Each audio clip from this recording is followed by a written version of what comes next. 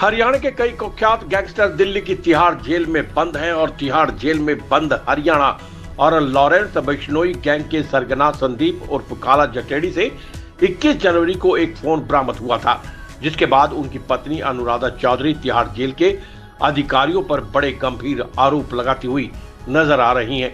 और गैंगस्टर अनुराधा चौधरी ने केंद्र सरकार से लेकर कई उच्च न्यायालय तक इसके लिए दरवाजा खटखटाया है। तो अनुराधा चौधरी को डर सता रहा है कि संदीप उर्फ काला जटेड़ी की हत्या जेल के अंदर हो सकती है। क्या कहा अनुराधा चौधरी ने, सुनिए पूरी कहानी उनकी ही जुबानी। नहीं, ऐसा कुछ नहीं है। जो मोबाइल बरामदगी उन्होंने दिखाई है, जो जेल डीएस है जय सिंह और उनके साथ में उनकी जो गैंग है, गुंडा गैंग में जो शामिल हैं 3 एएस और एक सुपरिटेंडेंट राजेश चौधरी और शुभम एएस है और अमित दलाल और रोनित, ये 3 एएस है। इनकी जो गुंडा गैंग है उनमें शामिल है जेएस लीडर है, जो जेएलडीएस है जय सिंह, वो लीडर है। ठीक है, तो उन्होंने जो ये मोबाइल मेरे हस्बैंड के पास से रिकवर होना दिखाया है, मेरे हस्बैंड की बैरिक से, वो सिर्फ एक उनका कवर है ताकि वो जो काले कारनामे कर रहे हैं उनको छुपाया जा सके। और मैंने जेल डीजी का वर्जन पढ़ा और सुना, मुझे पता लगा और किसी ऑफिसर ने भी बताया, जर्नलिस्ट ने भी बताया। जेल डीजी ये कह रहे हैं कि मैं इसलिए आरोप लगा रही हूँ क्योंकि मोबाइल मिला है। मोबाइल कितनी बड़ी चीज़ है, आप बताइए, उसकी सज़ा क्या होती है। और जो आदमी मकोका और यूएपीए फेस कर रहा हो, ट्रायल फेस कर रहा हो, उसके लिए मोबाइल केस की सज़ा क्या मायने रखती है। तो वो तो इन लोगों का कवर है, कुछ ना कुछ तो ये लोग कह के अपने आप को बचाएंगे ना। और रही बात जो डीएस है जय सिंह, वो ये कह रहे हैं कि मेरी पहुंच ऊपर तक है और वो जेल डीजी का नाम भी ले रहे हैं और वो ये कह रहे हैं कि जो कट है वो ऊपर तक जाता है, रिश्वत जो यस, उनका कहना ये है। और उसका कहना ये है कि जो लोकल थाना हरिनगर थाना है वो कभी भी आपकी कंप्लेन नहीं लिखेगा, किसी की भी कंप्लेन नहीं लिखेगा, क्योंकि वहाँ पे भी हमारा कट जाता है और कोई भी बंदी का परिजन जाए तो उसकी वो कंप्लेन नहीं लिखते हैं। और यही मेरे साथ में हुआ है।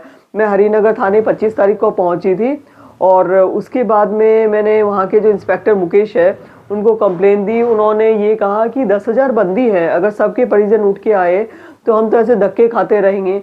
मैंने कहा सर फिर इस चेयर पे क्यों बैठे हो आप। तो उन्होंने कहा कि भाई आपके साथ तो कुछ नहीं हुआ ना, आपके हस्बैंड के साथ हुआ तो कोर्ट के जरिए आप भेजो, अपने हस्बैंड को कहो या उनके जो एडवोकेट हैं वो एफआईआर या कंप्लेन दें। तो मैंने कहा मैं उनकी वाइफ हूँ, मैं नहीं लिख सकती हूँ। तो उन्होंने कहा कि नहीं, हम आपकी कंप्लेन नहीं लेंगे। जब उन्होंने कंप्लेन लेने से मना किया, मैंने पीसीआर कॉल किया, 112 नंबर कॉल किया, 100 नंबर कॉल किया, तो वहाँ से एक पीसीआर आई। तो उनको कंप्लेन बताई, वो अंदर गए, मुकेश जी से बात की। उन्होंने कहा कि हम क्या कर सकते हैं, ये हमारे अधिकारी हैं, हम इनके खिलाफ या हमको इनको कुछ नहीं कह सकते मैडम, हम मजबूर हैं। और दूसरी कॉल आ गई, ये कह के वो भी बच के निकल गए। और उसके बाद में मैं 2 दिन से जो डीसीपी हैं वेस्ट, उनके वहाँ के मैं चक्कर काट रही हूँ, लेकिन कंप्लेन नहीं लिखी गई है। पहली बार तो उनके ओएसडी जो सुबीर है, मिस्टर सुबीर, उन्होंने कहा कि आप कल आइए। मैं 4:30 के आसपास या मतलब इवनिंग आवर्स में पहुँची थी। तो मैंने कहा ठीक है मैं आती हूँ। फिर मैं कल गई तो उन्होंने कहा कि योगी जी का जो प्रोग्राम है उसमें बिजी है। कोई नहीं, आपने अपने डीसीपी से बात तो की होगी ना कि ऐसी सी कंप्लेन, ऐसी सी प्रॉब्लम है, तो वो इंस्ट्रक्शंस कुछ तो जारी किए होंगे, या फिर सारे काम धंधे छोड़ के डीसीपी साहब योगी जी के कार्यक्रम को संभालने में लगे हुए, बाकी कोई मरे या जिए कोई फर्क नहीं पड़ता। मैम देखिए प्रकरण चल रहा है, जो डीएस हैं जय सिंह, 3 एएस हैं रोनित, शुभम और अमित दलाल और सुपरिटेंडेंट राजेश चौधरी, ये किस तरह का गैंग है, वो ये जेल में है वो चला रहे हैं। जो इनका लीडर तो है जय सिंह, डिप्टी सुपरिटेंडेंट। वो अपनी छवि ईमानदार की बना के रखता है, एकदम कड़क मिजाज, सख्त, और ये दिखाता है। और जो हाई प्रोफाइल और जो हार्डकोर क्रिमिनल हैं, जिनका नाम है, जिनके जरिए वाकई में वो कुछ इस्तेमाल कर सकता है, जिनका वो इस्तेमाल कर सकता है, तो उनको वो धीरे धीरे अपने कनेक्टिविटी में लेता है। कहता है कि भाई मैं तुम्हारा बड़ा भाई हूँ या तुम मेरे बड़े भाई हो, इस तरीके की चीज़ें उनको थोड़ा सॉफ्टनेस दिखाता है। और फिर उसके बाद में मेरे हस्बैंड को उसने कहा कि काले एक ज़मीन है फरीदाबाद में और उसको तुम बिकवा दो, तेरी तो इतनी पहुंच है, तू आराम से बिकवा सकता है। तो बड़ी लैंड है और आराम से 10 करोड़ से 15 करोड़ के बीच में होगी। तो हम 1-1.5 करोड़ बीच में कमीशन रख लेंगे, 50 तू मेरे को दे देना, 1 तू रख लेना। तो मेरे हस्बैंड ने कहा कि ठीक है। तो वो फिर जो जिसके नाम से ये ज़मीन है, राहुल भाटी, जो कि सुंदर भाटी जो गैंगस्टर रहा है उनका बंदा है, और ये जयसिंह है वो भी गुज्जर है। तो वो सुंदर भाटी को चाचा बोलता है, पैर छूता है। राहुल भाटी, जयसिंह भी, हाँ। और डीएस, जो डीएस है जयसिंह है, तो उनके पैर वैर छूता है, उनके साथ अच्छे संबंध है उसके, नो डाउट, जमीन की खरीद फरोख्त या इस तरीके की चीज़ों के लिए। तो फिर उसने कहा कि बिकवा दो। मेरे हस्बैंड ने कहा कि ठीक है मैं बिकवा दूंगा। मेरे हस्बैंड ने कुछ भी नहीं किया है, लेकिन आपको जिस जगह रहना है वहाँ पे पानी में रह के मगरमच्छ से बैर तो तभी किया जा सकता है जब आपकी गर्दन पे आ जाए। तो अब वो गर्दन पे ही आई हुई है। तो उन्होंने कहा कि ठीक है, और ऐसा कोई क्राइम वाली बात भी नहीं थी, कम जेल में रह के सिर्फ एक ज़मीन ही तो बिकवा रहे थे। तो उन्होंने राहुल भाटी से संदीप को मिलवाया है, उसकी एंट्रीज भी है। तो वो जो सबूत है, वो सीसीटीवी वगैरह वो जेल डिपार्टमेंट देगा। मैं जेल डीजी को लिख चुकी हूँ कि भाई 24 दिसंबर से लेके 21 जनवरी तक की जो भी सीसीटीवी फुटेज है उसको प्रिजर्व किया जाए, सुरक्षित किया जाए। और भी काफ़ी सारे सबूत हैं जो मेरे हस्बैंड देंगे। तो डील हुई लैंड के लिए। तो डीएस ने कहा, जयसिंह ने कहा कि 50 लाख मुझे दे देना। मेरे हस्बैंड ने कहा ठीक है, ओके, कोई दिक्कत नहीं है। उसके बाद में फ़ोन प्रोवाइड हुआ। ये जो फ़ोन पकड़ा गया है, ये फ़ोन कुछ भी नहीं है, ये तो सिर्फ कवर है। तो फ़ोन कॉल से बात करवाई जो जयसिंह है, काफ़ी सारे लोगों से उसने बात करवाई। ज़मीन, हाँ, अपने सामने करवाई, ज़मीन को बिकवाने के लिए। तो बायर मिला। तो उसके बाद में जयसिंह ने कहा कि 50 लाख नहीं, 1 CR चाहिए, 1 CR ले ले, दे दे काले, तू अगली बार कोई और मैटर हो ना उसमें तू ज़्यादा ले लेना। अभी देखो मेरे को ऊपर तक देना पड़ता है, और वो डीजी साहब का भी नाम ले रहा है और उससे भी ऊपर नाम ले रहा है। तो अब ये मुझे पता नहीं डीजी साहब शामिल हैं या नहीं है, लेकिन जो जयसिंह है वो और ये 3 AS ज़रूर शामिल है, ठीक है। तो उसने कहा कि देखो अभी रिटायरमेंट नज़दीक है डीजी साहब का, और मेरे पे दबाव है, उनको प्रमोशन के लिए भी काफ़ी सारी जगह देना पड़ता है, इस तरीके की बातें बोल के। तो संदीप ने कहा कि बात तो हुई थी, चलो ठीक है 50 की हुई थी, लेकिन कोई ना, आप 1 ले लेना, ठीक है। तो जो ज़मीन का बयाना है वो आने में थोड़ा देर हुआ। तो फिर उसने ये कहा कि एक काम कर काले, तू 50 की व्यवस्था पहले करवा दे, बायर तो तेरा है, ज़मीन दिखवा दी, सब चीज़ें हो गई, तो सिक्योरिटी तो है, कोई खतरे वाली तो बात है नहीं कि भाई हम तेरे साथ फ्रॉड कर रहे हैं। 50 लाख की व्यवस्था तू पहले करवा दे, और जब आएगा उसमें से काट लेना। संदीप ने कहा आपने 50 लाख की बात बोली थी कमीशन की, फिर 1 करोड़ की बोली, वो भी मैं मना नहीं कर रहा। अब ये बात तो हुई नहीं थी कि 50 लाख मुझे पहले देना है, मेरे पास पहले कहाँ से आएगा, आप तो ये बताओ। तो बस इसी चीज़ को लेके डिस्प्यूट हो गया। और फिर उसके बाद में ये फ़ोन रिकवरी दिखाना, वो सिर्फ कवर है, क्योंकि मेरे हस्बैंड ने कहा भाई गलत कर रहे हो तुम, एक तो मैं शांति से रह रहा था, मैंने कुछ भी नहीं किया, ना मैं कर रहा हूँ, एक तो तुमने मेरे को है ना पिंच कर करके इस चीज़ के लिए रेडी किया कि भाई यहाँ पे रहना है तो देखो, और ये कुछ गलत भी नहीं है, तू 2 पैसे कमा लेगा, तेरी जमानत करवा लेगा, काफ़ी सारी तुमने चीज़ें कही, परेशान भी किया हर तरीके से। हाँ बिल्कुल, ये होता रहता है, और हर कोई बोलने की हिम्मत नहीं रखता। जो जयसिंह है वो ये कहता है कि 16 जेल के जिलों 16 जो तिहाड़ जेलें हैं उनका मालिक मैं हूँ।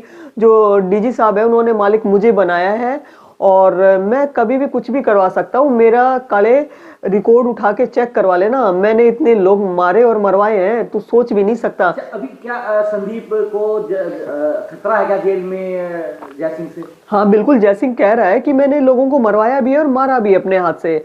तो कह रहा है कि भाई किसी भी जगह मैं ट्रांसफ़र करवा दूंगा, एंटी गैंग वाले जहाँ होंगे।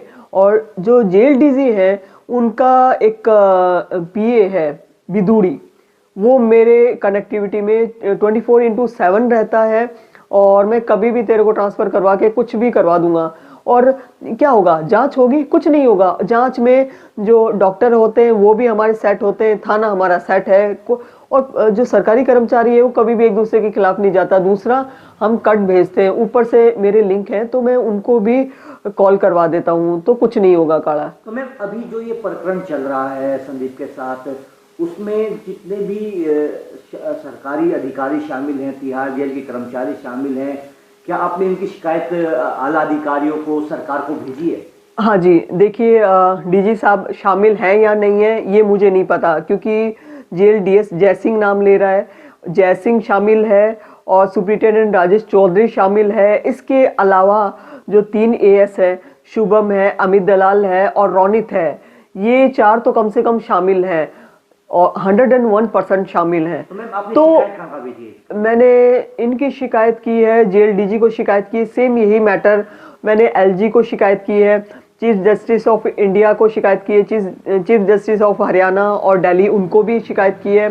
इसके अलावा ह्यूमन राइट कमीशन वहाँ पे भी शिकायत की है और कुछ न्यूज़ रिपोर्टर्स को भी मैंने मेल भेजे हैं और कुछ जगह से मेरे पास में रिसीविंग आ भी गए हैं। कहाँ से रिसीविंग आई मैम आप? जेल डीजी से मैंने पर्सनली मतलब फिजिकली जाके डिपॉजिट करवाया पीएचक्यू में, तो वहाँ से रिसीविंग उसी टाइम मिला है। ह्यूमन राइट कमीशन से मेरे पास में आ गया है और 1-2 जगह से और भी आ रखा है।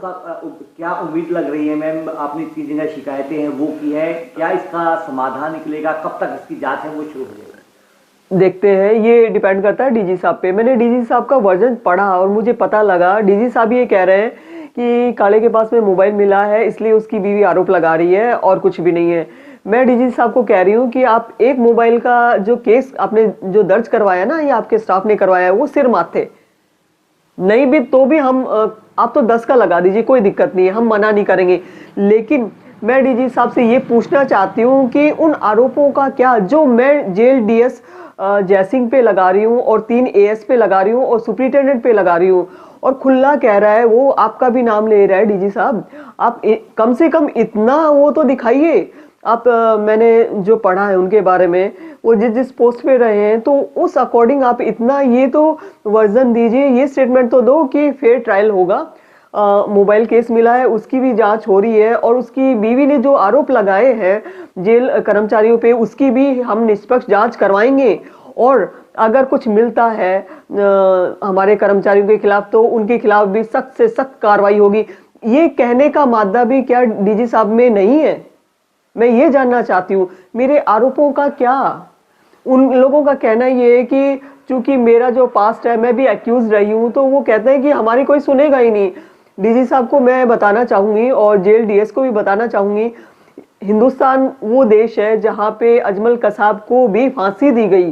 चाहते तो 300 रुपए की गोली में किस्सा खत्म कर सकते थे, लेकिन करोड़ों बहा के फांसी दी गई, तो वो भी लॉ के अकॉर्डिंग उसको भी फेयर ट्रायल का मौका मिला। तो फिर मेरे में क्या दिक्कत है? मैं तो आतंकवादी भी नहीं हूँ, तो मैं फेयर ट्रायल चाहती हूँ। आपके अनुसार हम ये माने करता है और डर के मारे जो अंदर पहले हैं वो कुछ नहीं बता रहे हैं, हालांकि इससे पहले भी कुछ केसेस हो चुके होंगे। बिल्कुल कुछ जांचें वगैरह भी चलती है, लेकिन आप ये बताइए जैसे जेल डिपार्टमेंट की जांच किसके पास जाएगी? नो डाउट किसी दूसरे अधिकारी जेल के ही कर्मचारी के पास में जाएगी। तो आप सीबीआई जांच की मांग भी करेगा मैम इस पूरे मामले में? बिल्कुल, क्योंकि ये कोई मजाक नहीं है। आप बताइए कि जो आदमी सुधरना चाहता है या सुधर रहा है, आप उसको सुधरने नहीं दे रहे हो, आप क्या कर रहे हो? ये आपका कैदी नहीं है, पनिशमेंट आप नहीं दे सकते हो, कोर्ट विल डिसाइड। आप कैसे ये चीजें कह सकते हो कि भाई मिला है तो मोबाइल मिला है तो हम आरोप लगा रहे हैं? अरे वो जो जेल डीएस कह रहा है कि भाई मैंने इतने लोग मरवा दिए, मैं ये भी चाहती हूँ कि जो जेल डीएस है जयसिंह, जब जहाँ जहाँ उसने सर्विस की है, उसकी सर्विस पीरियड के दौरान कितनी कैदियों की मौत हुई, किस वजह से हुई, उसकी भी इंक्वायरी होनी चाहिए, सिर्फ हमारी ही नहीं। अगर हमने कुछ किया है कोई दिक्कत नहीं है, जो भी पनिशमेंट बनता है हम लोग उसको बिल्कुल स्वीकार करेंगे, कोई दिक्कत नहीं है। लेकिन जो कर रहे हैं, जिनके पास में वर्दी मौजूद है, जो वर्दी का गलत इस्तेमाल कर रहे हैं, तो उनका क्या करोगे? उनकी भी तो ट्रायल होनी चाहिए, उनका भी तो जांच होनी चाहिए या नहीं होनी चाहिए? ये तो गलत चीज़ है। तो मैं उसके खिलाफ बिल्कुल जाऊंगी, चाहे जहां जाना पड़े। और मैं जल्दी ही हाई कोर्ट में एक क्रिमिनल रिट पिटीशन दायर कर रही हूँ, तो जैसे भी जो भी वो होता है वो मैं आप लोगों को बताऊंगी।